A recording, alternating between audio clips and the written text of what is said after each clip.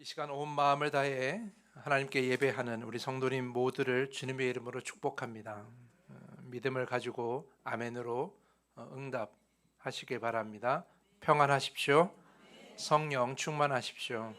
이 시간의 말씀과 이 예배를 통하여서 주 예수 그리스도의 그 이름을 온전히 믿고 그 믿음으로 온전한 성도, 온전한 주님 나라의 백성, 그리고 온전한 주의 자녀가 될 수 있는 여러분 모두가 되기를 간절히 축복합니다. 자, 우리가 고백하는 사도신경을 보면 전반부는 성부 하나님의 믿음을 고백하고 또 후반부에는 성령 그리고 교회, 부활을 고백합니다. 그리고 중간 부분에는 예수 그리스도에 관한 그 믿음의 고백이 많은 부분을 차지하고 있습니다. 이에 대해 신학자 제임스 패커는 그의 책 사도신경을 통해 이렇게 설명하고 있습니다. 사도신경은 나는 하나님 아버지를 믿습니다. 나는 그의 유일하신 아들 예수 그리스도를 믿습니다. 라고 선포한다. 사도신경에서 하나님을 천지의 창조주라고 고백할 때 그 기독교는 힌두교를 포함한 동양 종교 전반과 이미 그 궤도를 달리했고 이제 예수 그리스도를 하나님의 유일하신 아들이라고 부름으로써 유대교, 이슬람교와 갈라져 독자적인 자리를 차지한다. 예수에 관한 그러한 선언은 기독교의 시금석이자 기독교를 다른 종교와 구별짓는 독특한 요소다. 신약은 오로지 이 주장을 선포하고 정당화하기 위해 기록되었다. 그러므로 사도신경이 다른 어떤 내용보다 예수에 대해 자세히 진술하는 것은 결코 놀라운 것이 아니다 라고 이렇게 설명하고 있습니다. 그러니까 쉽게 말하면 이런 거예요. 하나님을 창조주라고 믿고 하나님께서 세상을 창조하신 것을 믿고 그리고 하나님의 아들, 그 외아들 예수 그리스도를 부르고 믿는 것은 이것은 다른 종교에 없는 유일한 고백이라는 거예요. 그래서 우리가 예수를 믿는 믿음을 가지고 있으면 그것은 결국 우리 성도의 기본이고 신앙생활의 기본이고 그리고 이 교회의 기본이라는 걸 여러분이 꼭 기억하셔야 한다라는 거예요. 자, 오늘 본문을 보면 예수께서 제자들에게 물으십니다. 사람들이 인자를 누구라 하느냐라고 이렇게 물으셔요. 쉽게 말하면 사람들이, 그러니까 예수를 바라보는 저 무리들이 예수에 관해서 어떻게 믿고 있는지를 묻고 계시는 거예요. 이에 제자들은 각 사람들의 그 다양한 생각들을 듣고 전하게 됩니다. 세례자 요한이라고 하는 사람도 있고 엘리야라고 하는 사람도 있고 예레미야나 예언자들 가운데 한 분이라고 하는 사람들도 있습니다라고 이렇게 이야기를 하죠. 그런데 예수께서는 그 답에는 관심이 없다는 듯이 또 다른 질문을 던지십니다. 그러면 너희는 나를 누구라고 하느냐? 이 질문에서 우리가 알 수 있는 것, 진짜 예수님이 궁금하신 건 사람들의 고백이 아니에요. 나를 따라가는, 나를 따라오는 그 제자들의 그 고백이 듣고 싶으셨던 거죠. 그래서 이 질문을 하기 위해서 그 앞에 질문을 하신 거예요. 그러면 너희는 나를 누구라고 하느냐? 이 질문은 그 당시 제자들에게만 주어지는 것이 아니라 지금도 예수를 따라가는 예수의 제자가 되기 원하는 우리들에게도 주어지는 질문입니다. 너희는 나를 누구라고 하느냐? 너희는 나를 어떻게 믿느냐라고 이렇게 질문을 바꿀 수도 있는 거죠. 그러니까 우리의 믿음과 삶은 뭐가 있어야 돼요? 나의 고백이 있어야 되는 거예요. 나의 고백이 있어야 된다. 다른 사람의 고백을 내가처럼 믿는 것도 안 되고요. 다른 사람의 고백을 그저 따라가는 것도 안 되고요. 중요한 건 뭐예요? 예수님을 향한 나의 고백이 있어야 된다는 거예요. 그러면 여러분들은 지금 예수님께서 여러분에게 질문하시는 것, 너희는 나를 누구라고 하느냐라는 이 질문에 어떻게 대답하길 원하십니까? 우리가 하나님을 경험하고 이해하는 그 모든 고백이 다 다르듯이, 그 하나님을 향한 신학이 다 다르듯이 예수님을 경험하고 이해하는 우리의 고백은 다 다를 수 있어요. 너희는 나를 누구라고 하느냐라는 이 질문에 여러분은 각각 다른 대답을, 다른 믿음의 고백을 하시게 될 거예요. 그런데 우리가 꼭 해야 될, 그러니까 믿음의 고백 안에 꼭 담겨야 될 그 믿음의 고백이 있어요. 그러니까 다른 사람들도 꼭 해야 되는 것, 나도 해야 되고 옆에 있는 성도도 해야 되는, 꼭 해야 하는 그 예수님에 관한 믿음의 고백, 그것이 무엇이냐? 바로 오늘 본문에 있는 베드로의 고백이에요. 16절 말씀, 주는 그리스도이시요 살아계신 하나님의 아들이십니다. 이 고백이에요.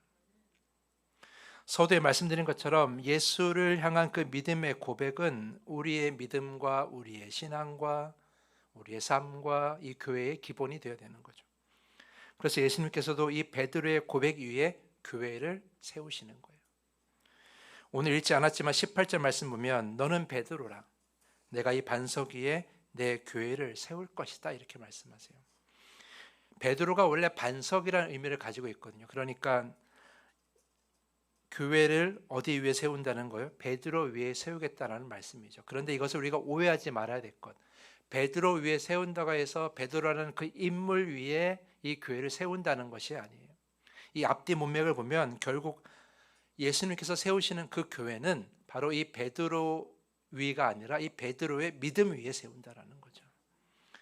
그래서 사도행전에 보면 성령이 그 초대교회에 임하고 베드로가 그 많은 사람들에게 설교하잖아요.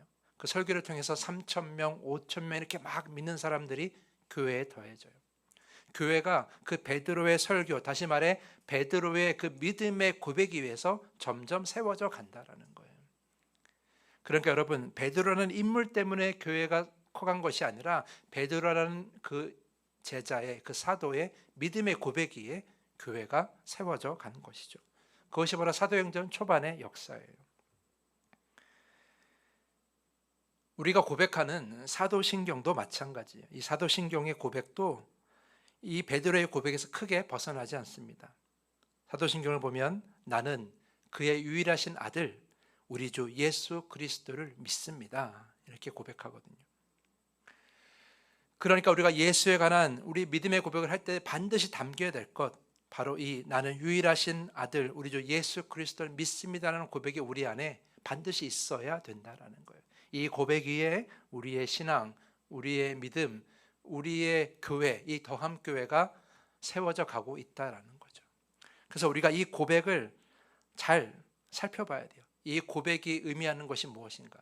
이 고백을 통해서 우리가 예수의 무엇을 믿는다라고 우리가 고백하는 것인가? 우리가 이것을 좀 오늘 살펴보고자 해요. 나는 그의 유일하신 아들 우리 주 예수 그리스도를 믿습니다. 이 고백에는 우리가 세 가지를 믿는다라는 의미가 담겨져 있어요. 첫 번째, 예수라는 이름을 믿습니다. 두 번째, 하나님의 아들 예수를 믿습니다. 세 번째, 그리스도이신 예수를 믿습니다. 이 세 가지 의미가 담겨 있는 거죠. 그래서 예수를 믿는다라고 고백하는 성도들은 이 세 가지 의미를 잘 알아야 되는 거예요. 그래서 오늘 이 세 가지를 좀 그 의미를 나누어 보고자 합니다. 오늘 말씀을 통해서 내가 예수를 믿는다는 것을 온전히 잘 깨닫고 그 믿음의 의미를 잘 아시고 그 믿음 위에서 온전한 성도로 잘 자라나가시는 귀한 여러분 모두가 될 수 있기를 간절히 축복합니다. 자, 이제 말씀을 나누겠습니다. 자, 예수의 이름을 믿는다는 것은 어떤 의미가 있느냐? 첫 번째, 예수를 믿는다는 그 첫 번째 의미, 바로 첫 번째는 예수의 그 이름을 믿는다라는 거예요. 예수의 그 이름을 믿는다. 먼저 우리가 많이 언급하는, 기도할 때, 찬양할 때, 또는 우리가 예배 드릴 때, 성도의 믿음의 고백을 할 때 언급하는 그 예수라는 이름이 어떤 의미인지를 먼저 좀 아셔야 돼요. 예수라는 이름은 당시 유대 사회에 아주 흔했던 이름이에요. 그 당시 흔했던 이름, 예수아에서 유래된 이름인 거죠. 이 예수아는 히브리어 여호수아의 단축형이거든요. 그러니까 이 예수라는 이름이 원래는 무슨 뜻이에요? 여호수아라는 이름을 가지고 있어요. 그 여호수아, 여러분이 알고 있는 여호수아가 맞아요. 이 여호수아라는 이름은 여호와는 구원이시다라는 의미를 가지고 있는 거죠. 그래서 이 여호수아 또는 예수아는 당시 흔한 이름이었다. 지금으로 말하면 우리 주변에 흔한 이름 뭐가 있어요? 철수, 민수, 영수, 서준이, 민준이, 현우, 이런 이름들, 이런 흔한 남자 이름들을 당시엔 여호수아, 예수아 이렇게 그런 이름이었다라는 거예요. 당시 부모들이 태어난 자녀들에게 이런 이름을 붙여준 이유가 무엇일까? 하나님께서 자신의 민족 이스라엘을 온전히 구원해 주시길 바라는 그런 마음으로 여호수아라는 이름, 여호와는 구원이시다는 이름을 자녀들에게 많이 붙여줬을 거라고 우리는 생각하고 있어요. 이 여호수아, 이 예수아가 헬라어로, 그러니까 그리스어로 번역되면서 나온 말이 바로 예수예요. 예수. 그러니까 결론적으로 예수라는 이름 자체는 큰 의미가 없어요. 그냥 우리의 흔한 이름, 그 흔한 이름이라는 거죠. 그런데 이 예수의 이름을, 그 예수의 이름을 믿는 것이 어떤 의미가 있냐? 왜 중요하냐? 왜냐하면 그 이름을 믿는다는 것은 그 예수라는 이름을 가졌던 그 존재, 그 하나님의 아들이신 그 존재를 우리가 실제로 믿는다는 의미를 가지고 있기 때문이에요. 자, 오늘 제가 주민등록번호를 저 모연읍 행정복지센터에서 발급해 보면 거기 뭐가 나와요? 제가 사는 주소와 그리고 그 제 이름이 권인이라는 이름이 딱 출력되게 돼요. 그 등본이 증명하는 건 뭡니까? 2020년 3월 15일, 그러니까 지금 오늘 이 권인이라는 사람이 어디 살았다는 거예요? 용인시 모연읍에 살았다는 것을 증명하고 있는 거죠. 예수라는 이름도 마찬가지입니다. 우리가 예수라는 그 흔한 이름 가운데 그 예수 이름을 믿는다라는 것은 어떤 의미가 있어요? 사복음서와 사도행전과 그리고 고대 역사적인 문서 안에서 드러났던 그 예수의 역사를 그대로 다 믿는다라는 의미를 가지고 있다라는 거예요. 그 예수님이 어떤 분이십니까? 일반적인 예수가 아니라 그 예수님이 누구십니까? 그 예수님은 성령으로 잉태하셔서 유다 지역 베들레헴에서 태어나셨고 갈릴리 지방 소도시 나사렛에서 성장하신 분이에요. 그래서 우리가 그 예수를 특별히 뭐라고 불러요? 나사렛 예수라고 부르는 것은 그 예수님을 우리가 믿기 때문이에요. 그 나사렛 예수는 목수의 아들로 자랐고 또 목사라는 직업을 가졌을 거예요. 그리고 3년 동안 고향을 중심으로 사람들을 만나 많은 말씀을 전하시다가 유월절 기간에 예루살렘에서 체포되게 되죠. 유대의 왕이라 자처했다며 반란을 꾀했다며 그런 죄목으로 십자가에 달리셔 죽으신 분이 바로 그 나사렛 예수예요. 그리고 사흘 만에 부활하신 우리 나사렛 예수이십니다. 그리고 40일 동안 부활하셔서 40일 동안 제자들과 함께 만나고 가르치시고 함께 하시다가 하늘로 오르신 분이 바로 예수님이십니다. 그러니까 우리가 예수 이름을 믿는다는 것은 그때 흔했던 그 이름을 우리가 안다는 의미가 아니라 이 이름을 가진 그 한 사람의 그 분명한 역사, 나사렛에서 태어나시고 3년 동안 가르치시고 그리고 십자가에 달리시고 부활하시고 그리고 승천하신 그 역사를 우리가 믿는다라는 거죠. 그 의미가 있다는 거예요. 어떤 이들은 말합니다. 그거 다 꾸며낸 이야기 아닙니까? 그저 신화 아닙니까? 이렇게 이야기할지 몰라요. 그렇게 의심할 수 있지만 하지만 그렇지 않다라는 분명한 증거가 있습니다. 바로 그 이름 때문에 순교당한 사람들이 너무나 많이 있다라는 거예요. 요즘 온믿음학교에서 사도행전 통독을 하고 있는데 사도행전 5장 41절에 보니까 이런 말씀이 있더라고요. 사도들은 예수의 이름 때문에 모욕을 당할 수 있는 자격을 얻게 된 것을 기뻐하였다라고 말이에요.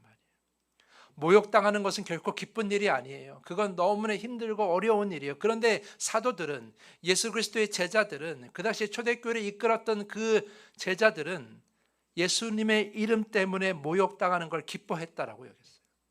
왜 그 이름 때문에 모욕당하는 걸 기뻐했습니까?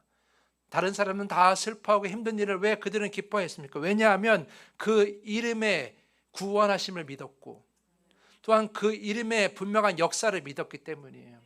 그 이름이, 그 예수님께서 고난당하시고 십자가를 지시고 부활하신 것을 본인들이 직접 보았기 때문에, 그래서 그 이름이 구원이라는 걸 분명히 알았기 때문에, 그래서 그 이름을 전하는 것이 너무나 당연하였기 때문에, 전하지 않을 수가 없었기 때문에 그 이름 때문에 핍박받는 것을 너무나 기뻐했다라는 거예요.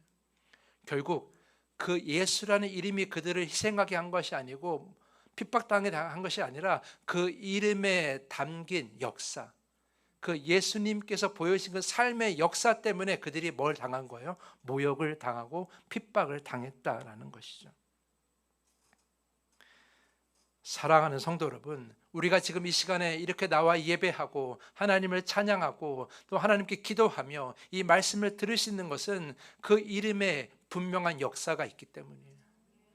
하나님께서 분명 예수 그리스도를 이 땅에 보내신 것이 사실이고, 그 예수님께서 십자가를 지신 것도 사실이며, 또한 그 예수님이 무덤에 갇히셨다가 사흘 만에 부활하신 것도 사실입니다. 우리가 그 사실을 믿고 그 사실 때문에 우리가 구원을 받게 된 거예요. 우리가 예배자가 될 수 있었고 이렇게 성도가 될 수 있고 하나님의 자녀가 될 수 있는 것은 그 사실인, 그 역사인 예수님 때문에 우리가 이 자리에서 예배할 수 있는 거예요. 그러니 우리가 예수 이름을 믿는다라는 것은 그 예수님께서 보여주신 그 역사를 우리가 믿는다라는 것이고, 그 성경 안에 기록된 그 생생하게 기록된 그 예수님의 역사가 그때서만 보여진 것이 아니라 지금 우리의 삶에도 보여주고 있다. 그 예수님의 가르침과 예수님의 동행하심과 그 예수님의 도우심과 예수님의 힘주심이 여전히 우리의 삶에 똑같이 임하고 있다는 것을 믿는다라는 거예요. 다시 말해 성경 속에 그 수많은 기록 속에 남겨져 있는 그 예수님이 우리 곁에 생생히 살아있고 존재하신다는 걸 믿는다라는 거죠. 사랑하는 성도 여러분, 예수는, 그 예수라는 이름은 결코 신화가 아닙니다. 누가 지어낸 것이 아닙니다. 예수는 역사이고 성경상에 기록된 그 예수는 바로 여러분과 함께하고 계십니다. 그러니까 우리가 그 예수 이름을 믿는다라는 것은 그때 그 예수님의 놀라운 그 은혜와 사랑이 지금 내게도 임한다라는 것을 믿는다라는 거예요. 그 예수의 고난과 부활이 지금 우리에게도 강력하게 영향을 주고 있다는 걸 믿는다라는 거죠. 이것이 바로 예수의 이름을 믿는다라는 의미예요. 사랑하는 성도 여러분, 그 살아계신 예수님의 이름, 분명히 이 땅에 오셨던 그 예수의 이름을 굳건히 믿고 그 믿음 위에서 온전한 성도로 세워져 가는 여러분 모두가 되기를 간절히 축복합니다. 두 번째입니다. 예수를 믿는다는 것은 어떤 의미가 있느냐? 바로 두 번째, 하나님의 아들이신 예수를 믿는다라는 거예요. 하나님의 아들인 예수를 믿는다. 이 이야기를 하기 전에 우리가 먼저 알아야 될 것이 있습니다. 우리는 성경에서 보면 예수님을 하나님의 아들이라고 고백하는 말씀을 많이 보고요. 또한 함께 볼 수 있는 것이 무엇입니까? 바로 여러분들을, 우리들을 하나님의 자녀라고 불러주는 성경 말씀도 많이 있습니다. 자, 그렇다면 하나님의 아들인 예수 그리고 하나님의 자녀인 우리, 이 둘은 무슨 차이가 있을까요? 혹시 둘은 똑같은 의미라서 예수님과 우리가 형제 자매라는 뜻일까요? 이렇게 오해할 수도 있잖아요. 그래서 하나님의 아들이라는 그 의미와 우리가 하나님의 자녀 됐다는 그 의미를 분명하게 아셔야 돼요. 이 둘은 분명한 차이가 있는데 그것은 무엇이냐면 바로 자녀가 되는 방식이 다르다라는 거예요. 예수님은 하나님과 그 자체이시며 하나님 그 본질이십니다. 그래서 처음부터 태초부터 예수님은 하나님의 아들로서 하나님과 함께 하셨어요. 그래서 영원전부터 하나님으로부터 나온 하나님의 아들 예수 그리스도라는 것이죠. 처음부터 하나님의 아들이신 분이 바로 예수 그리스도예요. 반대로 성도는요, 처음부터 하나님의 자녀가 아니었어요. 우리는 우리의 죄로 인해 하나님과 끊어질 수밖에 없는 그런 관계 안에 있었어요. 그런데 예수 그리스도를 믿는 믿음으로 말미암아 우리가 뭐가 됐어요? 하나님의 자녀가 될 수 있는 것이죠. 그러니까 처음부터 하나님의 자녀가 아니라 우리는 뭐가 된 거예요? 입양된 거예요. 하나님께서 우리를 자녀 삼아 주신 거죠. 요한복음 1장 12절 말씀 보면 영접하는 자 곧 그 이름을 믿는 자들에게는 하나님의 자녀가 되는 권세를 주셨느니라. 그러니까 이 말씀에서 우리가 알 수 있는 건 뭐예요? 우리가 처음부터 하나님의 자녀라는 권세를 가진 것은 아니에요. 우리가 믿음을 가짐으로, 예수 그리스도의 그 보혈을 힘입어 그 믿음을 가짐으로 우리가 하나님의 자녀가 되는 권세를 받게 된 거죠. 그래서 처음부터 자녀는 아니었던 거예요. 그러나 예수님은 처음부터 하나님께로부터 난 하나님의 아들이셨습니다. 그래서 예수를 향해 우리가 뭐라고 말해요? 그냥 아들이라고 하지 않고 독생자라고 고백하거나 하나님의 외아들이라고 고백하는 것은 유일무이한, 그러니까 오직 한 분이신 하나님의 아들은 예수님밖에 없기 때문이에요. 그래서 예수님은 하나님과 같은 본질을 가지고 계세요. 빌립보서 2장 6절 말씀 보면 이렇게 고백하죠. 바울이 예수는 근본 하나님의 본체시나 라고 이렇게 고백해요. 하나님과 같은 존재셨어요. 그런데 같은 그 자체이면서도, 하나님과 같은 그 자체이면서도 성부와 성자라는 서로 혼동되지 않는 구별된 그 각자의 인격도 가지고 계시는 거예요. 그러니까 이것을 뭐라 그래요? 하나이면서도 다른, 이것을 성령과 함께 뭐라 합니까? 삼위일체라고 이렇게 얘기하는 거예요.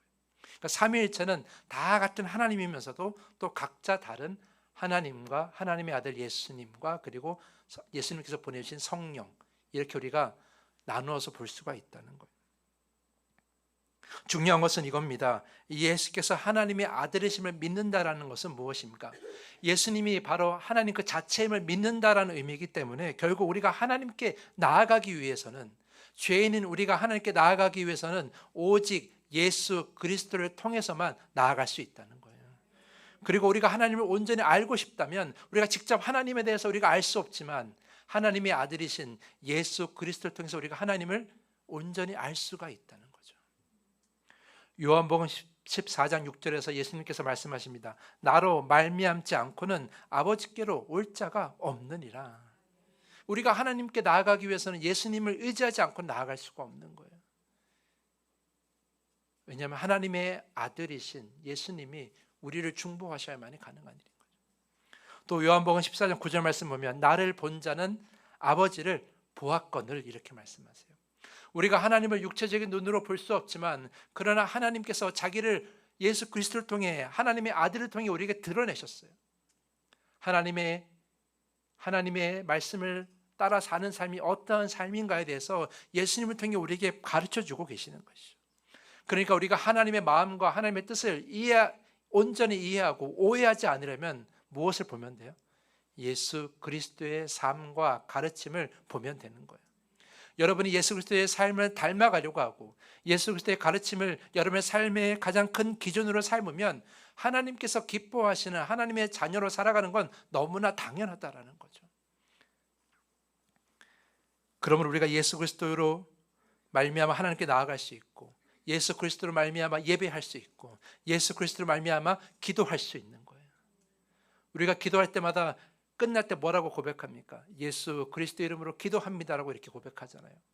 예수 그리스도 아니면 우리는 기도할 수 없는 그런 연약한 존재라는 의미가 거기에 담겨 있는 거죠.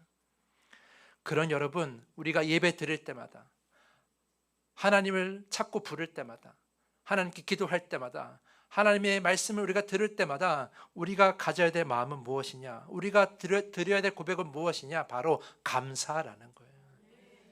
예수 그리스도가 아니면 예배 드릴 수도 없고, 말씀을 들을 수도 없고, 기도할 수도 없고, 찬양할 수도 없고, 하나님께 헌신할 수도 없는, 하나님의 자녀라고 말할 수도 없는 이런 연약한 우리 존재가 예수 그리스도의 그 존재로 말미암아, 하나님의 아들이신 예수 그리스도의 그 존재로 말미암아 우리가 예배할 수 있고 기도할 수 있고 또한 하나님께 헌신할 수 있으며 우리가 모여 교회를 세울 수가 있다면, 그렇다면 우리는 늘 뭘 해야 돼요? 감사해야 되는 거예요. 우리가 힘들고 어렵고 정말 답답한 그런 순간에도 하나님의 도우심을 구할 수가 있는 것은 하나님의 아들이신 예수 그리스도께서 우리와 하나님의 사이를 여전히 이어주고 계시기 때문에, 그래서 우리는 하나님의 도우심을 구할 수가 있는 거예요. 그러니 힘들고 어렵고 답답해도, 삶이 어려워도 늘 빠지지 말아야 될 것은 바로 감사예요. 범사에 감사하라는 말씀이 왜 나왔겠습니까? 그 어려운 순간에도 하나님의 도우심을 구할 수 있는 것은 바로 예수님께서 우리와 하나님의 사이를 이어주시기 때문에, 하나님의 아들이신 예수님께서 하나님과 우리 사이를 이어주시기 때문에, 그래서 우리가 감사할 수밖에 없는 거예요. 사랑하는 성도 여러분, 여전히 지금도 하나님과 우리 사이에 중보자가 되시는 그 예수 그리스도, 그 하나님의 아들 예수 그리스도로 말미암아 늘 감사하는, 그래서 온전한 믿음의 고백을 하나님께 드리는 여러분 모두가 되기를 간절히 축복합니다. 자, 마지막 세 번째입니다. 예수를 믿는다는 것은 어떤 의미가 있는가? 마지막 세 번째, 그리스도인 예수를 믿는다라는 의미를 가지고 있어요. 그리스도인 예수를 믿는다. 자, 우리가 일반적으로 기도를 드리거나 또는 우리가 서로의 신앙 고백을 할 때에 우리가 예수님을 예수 그리스도라고 이렇게 표현할 때가 많이 있잖아요. 예수 그리스도, 예수 그리스도 이름으로 기도합니다. 예수 그리스도를 높여드립니다. 찬양할 때, 예배할 때, 기도할 때마다 예수 그리스도로 이렇게 말을 하는데, 사실 엄밀히 말하면 예수 그리스도가 아니라 그리스도인 예수를 찬양하고 그리스도인 예수를 믿는다라고 할 수 있어요. 그러니까 예수는 뭐예요? 예수는 그리스도이시다. 그 의미가 있다라는 거죠. 그리스도라는 말은 히브리어 메시아에서 온 말이에요.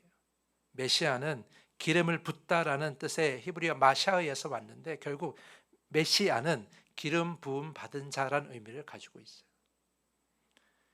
그래서 예수님께서는 기름 부음 받은 자죠.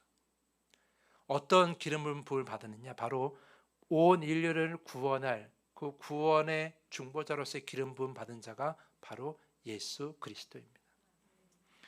그래서 이 메시아라는 단어가 그리스어로, 헬라어로 바뀌면서 된 단어가 바로 그리스도예요. 그러니까 그리스도는 메시아와 같은 의미라는 거죠. 그러니까 그리스도는 기름 부음 받은 자라는 의미를 가지고 있다라는 거죠. 그리고 중요한 건 뭡니까? 예수님께서 기름 부음 받은 자가 될 거라는 이 놀라운 약속은 이미 구약에서부터 시작된 거예요. 그래서 이 기름 부음 받은 자, 이 그리스도라는 의미를, 예수는 그리스도다라는 의미, 그리스도인 예수라는 의미를 우리가 온전히 알기 위해서는 구약에서 이 기름 부음 받은 자가 어떤 의미를 가지고 있는지를 살펴봐야 돼요. 아까 제가 서두에 인용했던 제임스 패커의 사도신경이라는 책을 보면 그리스도인 예수에 관해서 우리가 구약 성서를 통해 세 가지를 알아야 된다고 이야기를 전하고 있어요. 구약 성서를 보면 메시아라는 단어, 그러니까 기름 부음 받은 자가 세 가지 형태로 나타나는데, 첫 번째는 바로 왕, 두 번째는 제사장, 세 번째는 선지자라는 거죠. 구약 성경에 보면 왕에게 기름 붓고 제사장에게 기름 붓고 또한 선지자에게 기름 부음을 받습니다. 그러니까 우리가 이걸 통해서 예수님께서 우리의 그리스도가 된 것, 우리의 기름 부음 받은 자가 된다는 것이 어떤 의미인가를 우리가 살펴볼 수가 있다는 거예요. 세 가지로 살펴볼 수 있는데, 첫 번째는 바로 예수님은 우리의 왕이 되신다라는 거죠. 우리의 왕이 된다라는 것은 우리의 삶의 그 모든 주도권이 어디에 있는 거예요? 예수님께 있는 거예요. 그러니까 나의 삶의 모든 선택과 내 삶의 모든 삶의 방향, 그 내 삶의 모든 말과 모든 행동들, 그 모든 것들의 그 모든 주도권이 바로 예수님께 있다라는 거죠. 이것이 우리가 뭐 꼭두가시가 된다는 그런 의미가 아니에요. 예수님께 그 주도권이 있다라는 것은 우리의 삶의 모든 것을 예수님께 맞춰 놓고 예수님의 가르침과 예수님의 삶을 따라가겠다는 의미가 담겨 있다라는 거죠. 다시 말해 예수님을 왕으로 고백한다는 것은 뭐예요? 내 마음대로 살지 않겠다라는 거예요. 여러분이 예수님을 그리스도라고 고백하면서, 우리가 그리스도인이라고 고백하면서 여러분 마음대로 살면 그거는 잘못된 고백이에요. 앞뒤가 맞지 않는 거죠. 내 마음대로 사는 것이 내 인생이 아니라 예수님을 따라 살고 예수님의 가르침을 따라 사는 것이야말로 진정한 그리스도인의 삶이라는 거예요. 그리스도이신 예수를 믿는 자의 삶이라는 거예요. 왜냐하면 예수님이 우리의 왕이 되시기 때문에. 그리고 또 중요한 건 뭐예요? 우리의 왕이 되시기 때문에 우리를 보호하시고, 그 누구보다 우리를 강력하게 보호하시고 우리를 인도하시는 분은 예수님밖에 없습니다. 세상 많은 사람들이 내가 너의 도움이 될 거라고, 내가 너의 가장 힘이 될 거라고 말을 하지만 그 세상 그 누구보다도 가장 우리에게 완벽한 보호자가 되시는 분은 바로 예수님, 우리의 왕이신 예수님밖에 없어요. 그런 의미가 담겨 있는 거예요. 두 번째, 그리스도인 예수를 믿는다라는 것은 바로 제사장이신 예수를 믿는다라는 거예요. 여러분, 구약시대 제사장의 역할은 무엇입니까? 바로 하나님께 제사를 드리는 그 중간 역할을 하는 거예요. 구약의 법을 보면 구약의 말씀을 보면 이스라엘 백성들이 하나님께 직접 제사를 드릴 수는 없었어요. 왜냐하면 그들은 죄인이었기 때문에. 그래서 하나님께 직접 제사를 드릴 수는 없어서 제사장을 통해서 제사를 드릴 수밖에 없었던 거죠. 이것이 어떤 의미를 가지고 있습니까? 바로 이것은 하나님께 나아가는 것은 제사장을 통해서만 가능하다. 그러니까 제사장이 하나님과 이스라엘 백성의 중보자의 역할을 했다는 것처럼 우리 예수님도 하나님과 우리 사이에 중보자의 역할을 할 수 있다는 거예요. 아까 제가 하나님의 아들을 얘기할 때 말씀드린 것처럼 예수님 없이는 하나님 앞에 나아갈 수가 없다라는 거죠. 그런데 여러분, 그렇게 예수님께서 우리의 제사장이 되셨기 때문에 우리에게 뭐가 생겨요? 담대함이 생겨요. 어떤 담대함이 생겨요? 우리는 마음껏 하나님께 나아갈 수 있는 담대함이 생기는 거죠. 예전 구약시대 때 그 이스라엘 백성들은 하나님께 나아가기를 두려워했어요. 성소나 지성소에 들어갈 수가 없었어요. 오직 제사장만이 들어갈 수 있었죠. 하나님께 나아가는 것은 늘 두려운 일이었어요. 하지만 이제는 예수님께서 우리의 중보자가 되시고 우리의 제사장이 되셨기 때문에 우리가 하나님께 나아가는 것은 두려운 일이 아니라 기쁜 일이고 감사한 일이고 행복한 일인 거예요. 그러니까 이 예배가 기쁠 수밖에 없는 거죠. 이 예배가 행복할 수밖에 없는 거예요. 어떠한 삶의 어려움이 있을지라도 우리가 하나님께 나아감이, 우리가 담대함에 나아감이 기쁠 수밖에 없는 거예요. 웃으십시오. 심각하게 생각하지 마시고 웃어주십시오. 예수님께서 우리의 중보자, 제사장이 되셨으니 우리는 기쁘게 나아갈 수 있습니다. 언제 어디서나 여러분 어떤 상황이 있더라도 여러분 하나님께 나아갈 수 있고 하나님을 부르실 수 있습니다. 그러니까 기쁜 마음으로 하나님을 부르십시오. 하나님 저를 도와주십시오. 하나님 우리를 인도하여 주십시오. 하나님 우리를 굽어 살펴주십시오. 그 어떠한 고백도 하나님께 드릴 수 있는 것은 우리 예수님께서 우리의 중보자가 되시기 때문에, 제사장이 되기 때문에 우리가 하나님께 마음껏 나아갈 수가 있다는 거예요. 예수님께서 십자가에 달리시고 죽으실 때 그 성소의 휘장이 찢어졌습니다. 마음껏 들어가라는 거예요. 마음껏 나아가라는 거예요. 이제 여러분 마음껏 하나님께 나아갈 수 있습니다. 여러분 그 믿음으로 하나님께 나아가는 여러분 모두가 되시길, 기쁨으로 나아가는 모두가 될 수 있기를 간절히 축복합니다. 자, 그리스도인 예수를 고백하는 것, 마지막 세 번째 의미는 무엇이냐 하면 바로 예수님께서 나의 선지자가 됨을 믿는 거예요. 구약의 선지자는 어떤 의미가 있습니까? 구약의 선지자는 이스라엘 백성들에게 하나님의 말씀을 전하는 자였어요. 하나님의 마음을 전하는 자였어요. 그러므로 예수님께서 나의 선지자가 된다라는 것은 결국 내가 세상의 수많은 음성과 수많은 진리를 우리가 듣지만, 그러나 그 무엇보다도 하나님의 음성에, 그 예수님의 음성에 귀를 기울이겠다는 그러한 고백을 담고 있는 거예요. 세상의 수많은 철학과 유행하는 사상과 그리고 각자 삶의 좋은 방법이라고 말하는 그 수많은 처세술, 그런 많은 내용들이 담긴 책들이 또 있고, 또 요즘은 유튜브를 통해서 많은 그 인생에 관한 강의가 나오고 있잖아요. 그래서 내가 오늘 하루를 어떻게 살아야 되는가를 영상을 통해서, 또는 이제 요즘 무슨 시대예요? AI 시대잖아요. AI에게 물어보면 정말 다 대답해 주잖아요. 그 많은 길이 그 인터넷에, 그 온라인에 다 담겨 있는 것 같지만, 그러나 결국 우리가 가장 귀하게 생각해야 될 것은, 우리가 가장 소중하게 생각해야 될 것은 예수님을 통해서 우리에게 전해지는 그 하나님의 말씀, 그 말씀을 가장 귀하게 들어야 되는 거죠. 이스라엘 백성들이 선지자를, 말씀에 귀를 기울였던 것처럼 우리의 선지자가 되시는 예수 그리스도의 그 말씀에 우리가 귀를 기울여야 하는 거예요. 사랑하는 성도 여러분, 그러므로 그리스도이신 예수님과 함께 하나님의 뜻에 귀를 기울이는 정말 복된 그리고 온전한 성도가 될 수 있기를 간절히 축복합니다. 그것이 바로 그리스도인 예수를 우리가 믿는 우리의 온전한 모습이에요.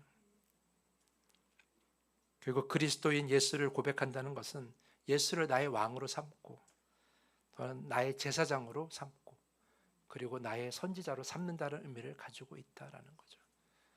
그렇게 온전한 우리 예수님을 그렇게 온전히 나의 그리스도로 삼고 온전한 그리스도인으로 살아가는 여러분 모두가 될 수 있기를 간절히 축복합니다. 아멘.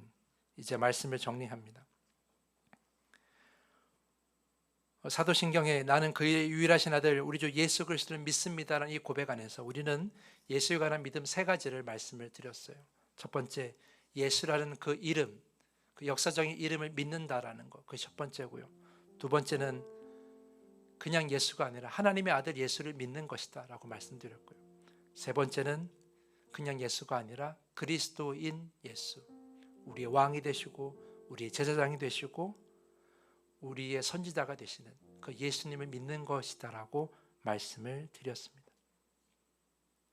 자, 오늘 읽지 않았지만 이 성경을 밑을 쭉 읽어보면 예수님께서 베드로의 고백을 듣고 이렇게 말씀하십니다. 너에게 이 믿음을 준 것은 하나님이시라. 이렇게 성경에 기록되어 있어요.